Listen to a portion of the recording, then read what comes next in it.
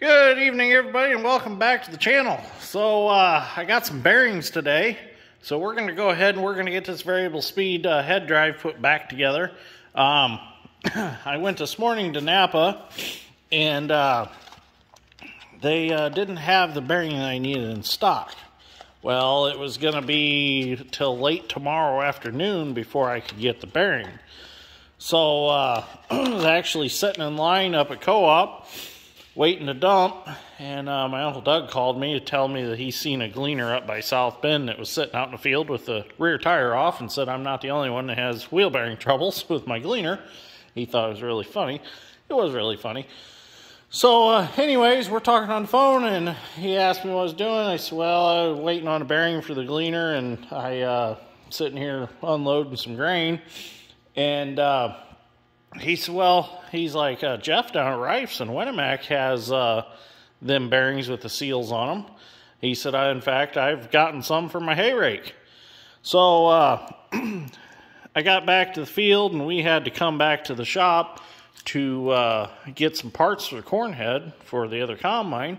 And we're leaving, and I called Dad, and I said, hey, we were driving separate. I said, hey, I'm going to run down to Winnemac, just see by chance if Jeff has that bearing. Sure enough, go in there. He takes magnifying glass. He found the numbers on it. And he walks back to the shelf and comes back with a bearing. It's right here. And a new race for it. So we've got all the bearings to put this back together. I should have just went down there this morning. I guess it just kind of slipped my mind. If I would have went down there this morning, I could have been picking corn this afternoon with the L2. But that's okay, because I had to drive truck today anyways. Dad was keeping up with the line at the elevator and stuff. Dad was keeping up with one machine. So it's all right. It's fine. I waited till this evening to fix it.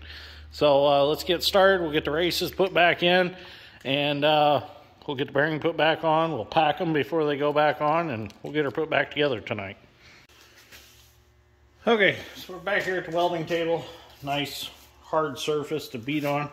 We're going to go ahead and get our bearing races put back in. So this is our big bearing race that I just talked about, that one with the seal on it. We're going to go ahead and clean our hammer off here. Get it started.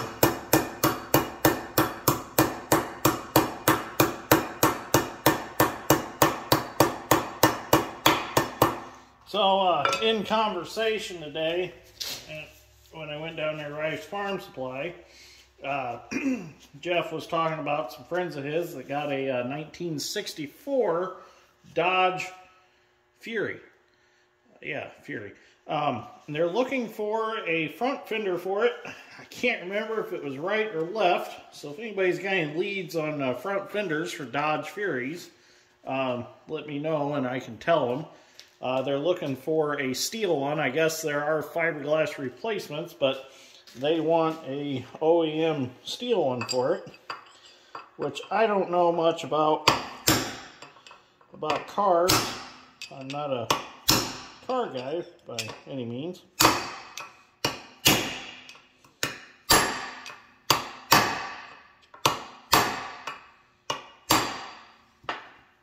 Nice. That went in there quite well. Yep, good. So that was the easy one. Turn it over and do the little bit tougher one that's down in the hole.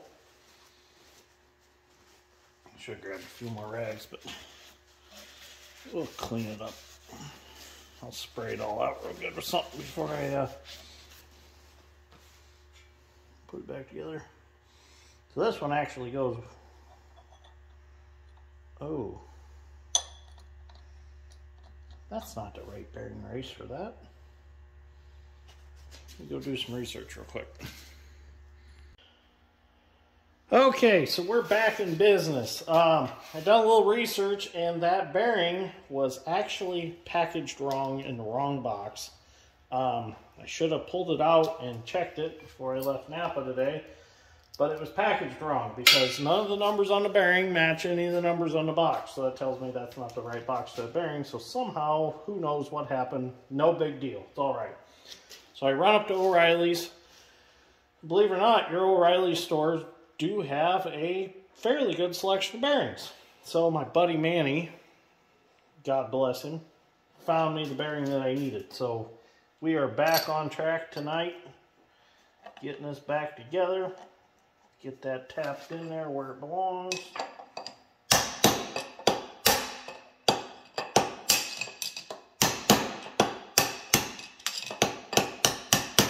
Darn it.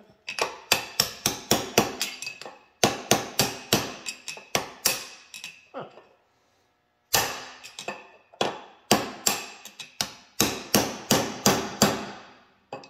There's it going. Now we're getting somewhere.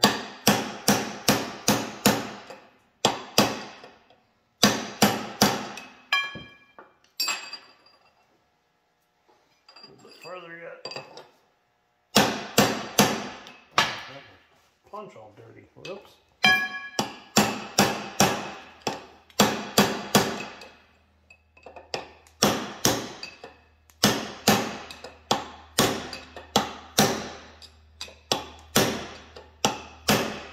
Okay, there we go. He's in. The bearings are in. Kind of cool. Something cool just happened. On my way back from town, from getting this bearing, Dave from Harding's sent me a text message. And Harding's Heavy Equipment there in Lowell, they've actually got some more heavy equipment that they want me to try out and do some videos on. So that's something to look forward to on the channel. For you that are new to the channel, we farm and we excavate. So we have a very large excavating business, and we farm too on the side. So there's always something exciting going on this channel. It's not all farm. There is a lot of excavating, there's a lot of fabricating and metal work that go on too. So just a little heads up what you're going to see, because I know that we've gained a lot of subscribers in the last couple days. We're pushing 10,000 now, and that is awesome. I appreciate everybody joining the channel. So let's get these bearings packed and we'll get her put back on. So after putting a new bearing on, this spindle is wore a little bit. So I did see I had a viewer that commented to knurl that. Well, I don't have a knurling tool to do that, so I'm going to go with the old traditional way of just peening it with a center punch and a hammer. It should be sufficient. Where'd my hammer go? I gotta find my hammer. Hang on a second, let me go get my hammer. The knurling is definitely a way of getting it very even, but I don't have that tool. I have one for my lathe, but I don't have one for this situation. So we'll just peen it in a couple spots and it should be okay.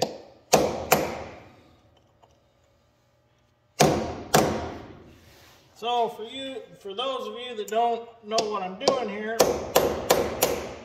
basically when you peen a shaft like this, you're creating a dimple that is actually metal that is pushed up, and that actually increases the diameter of the spindle, causing the bearing race to hold tight.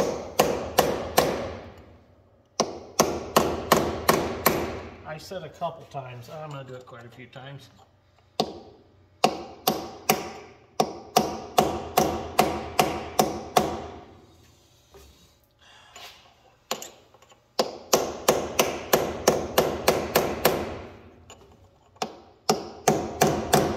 Basically roughs the shaft up is what it does.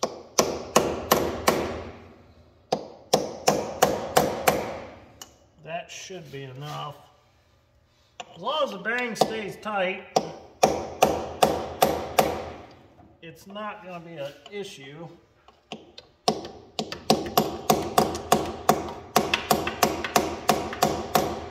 Can't really get a good swing there.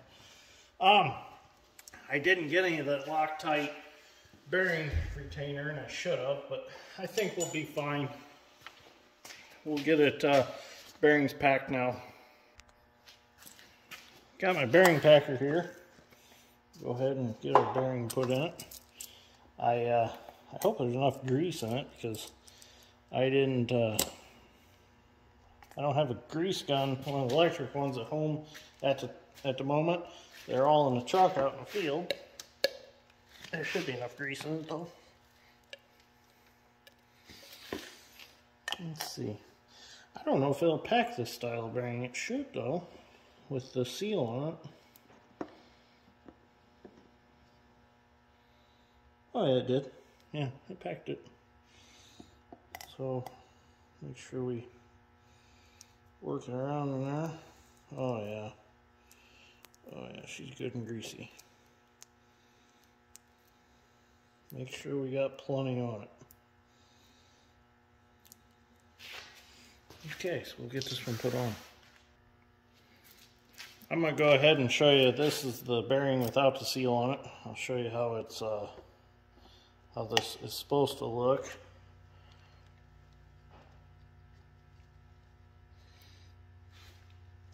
Oh, just barely have enough grease in there. But as you can see, if I can get it out of here, you can see how the grease has squirted up through the rollers in the bearing, and it's all around inside the bearing. So just had enough grease in there to get her packed. So I'll have to refill that later. So let's get this assembled now. So I'm going to go ahead and tap this bearing on, since now that we peened it, it actually, there's something to grab a hold of it.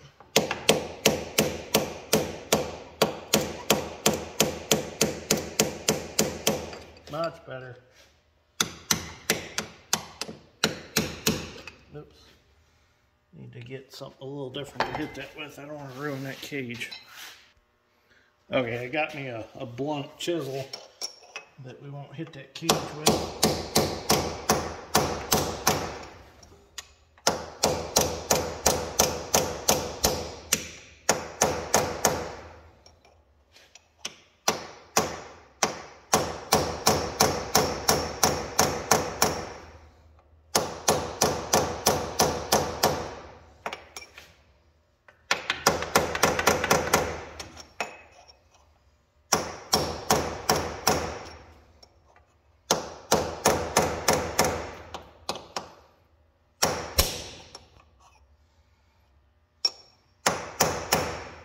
Bottomed out.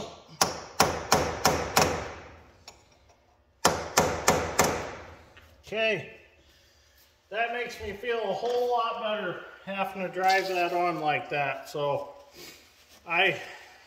peening that really fixed that shaft. Now when we tighten it up, it'll all be it'll be good. So I'm happy with that. Feel safe with it. We're good. So I got our pulley back over here. I went ahead and I packed some grease inside of it. So when I slide it on, it's got some grease in it. So now, gotta get creative here. Because I need to get this belt back on.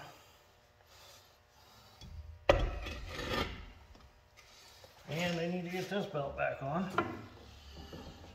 And put them all together at the same time. I'll get her.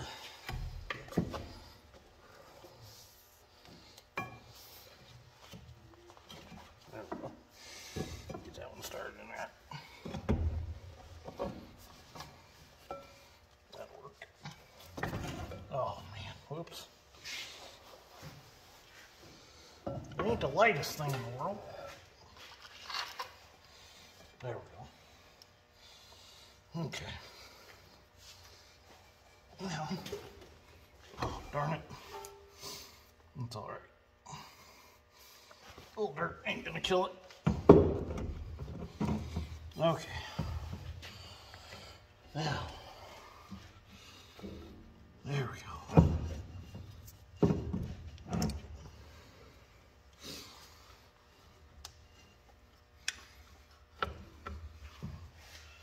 Belt still on. There we go.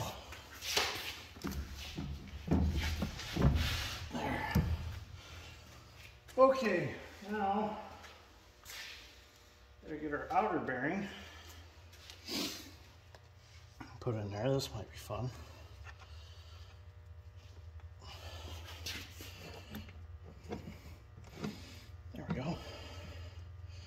started. Now you take a hammer and tap that in just a little bit.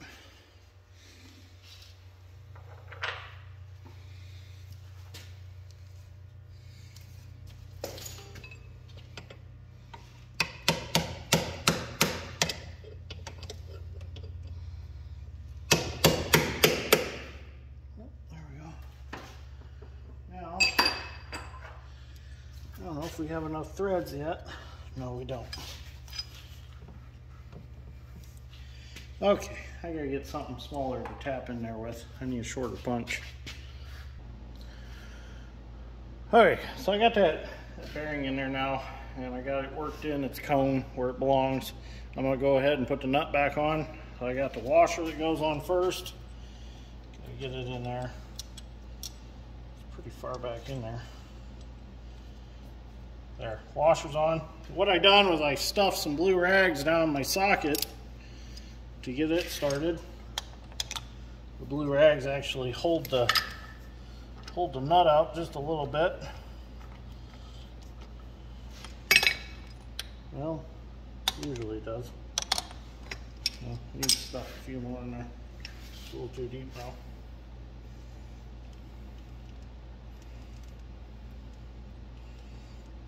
There we go. Now it should stay there. There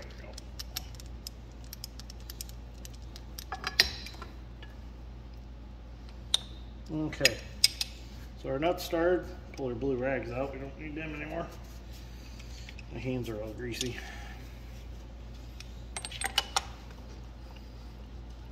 Get our nut started until it gets to the nylon part.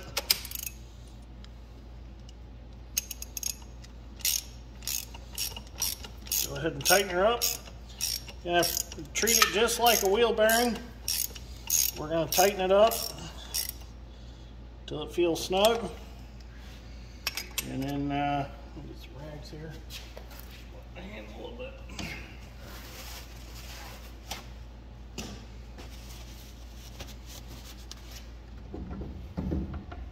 That's a little tight, but that's all right.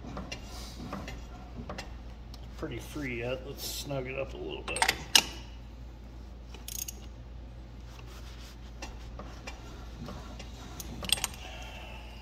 It's a little bit tough to tell with no movement in it, so that's a good thing. Go ahead and snug it up a little bit more. Now there's no castle nut or anything with a cotter pin, so it's just a lock nut. Go a hair more. Ooh, okay. Now we can back her off a little bit.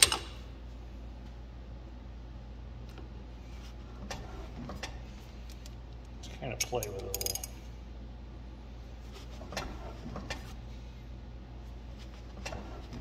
I think I'm gonna leave it right there.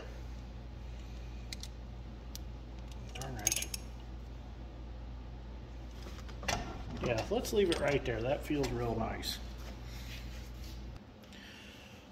Okay, the only thing we got left to do here is get this plunger pushed back in, or plug, or whatever you call it.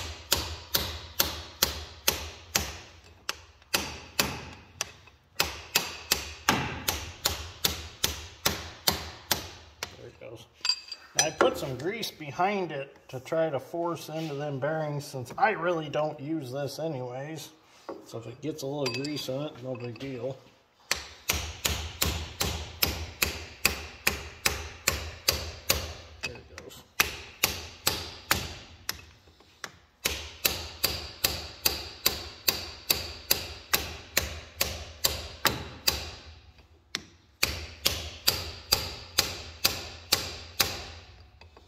Going. It's got that grease behind it that's trying to force through that bearing. May have put just a hair too much in it, but that's okay. I kind of wanted it to kind of plunge it through. So if you're doing this on a Gleaner where you actually use this, I probably wouldn't recommend putting grease behind it. In fact, what I should have done was I should have drilled all the way through this plunger and put a grease fitting in here, because there are no grease fittings anywhere around this area. So there's no way to grease them bearings. I should have done that. That would have been a good idea. So what I'm going to do is put a little pressure on it with the pry bar and get the snap ring put back in the groove. It don't really take too much pressure, or it's not, but it's just too much that I can't really use my fingers to do it. There we go. Perfect. We're good to go. So that tells me that it forced some more grease in those bearings, which that's a good thing. I'm hoping that whole cavity's full of grease now in there, and it'll keep it lubed up. So, okay, the variable speed is all back together. I think I can end this video right here. I'm just going to throw the belts back on, tighten them back up, which we've already been through that in other videos. And then putting the tire back on, that's not very exciting. So we got plenty of video content for this video. So anyways, if you enjoyed this episode of Dirt Green Steel, give me a like. I'd greatly appreciate it. And remember, 64 Dodge Fury, right or left fender. I'm not sure which one, but if anybody's got any leads on one, let me know. So, you know, Jeff's always helped me find parts, so I can help him find parts. But anyways, thank you for watching. Greatly appreciate it, and I'll see you all in the next one. We'll be picking some corn tomorrow with the old Gleaner, for sure.